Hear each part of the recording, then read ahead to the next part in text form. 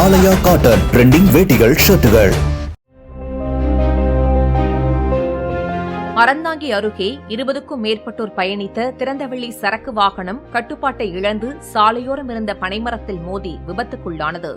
வாகனத்தில் பின்னால் அமர்ந்திருந்த ரமேஷ், கனிமொழி தம்பதியர் தலையில் பலத்த காயமடைந்து மருத்துவமனைக்கு அழைத்து செல்லும் வழியில் உயிரிழந்தனர்.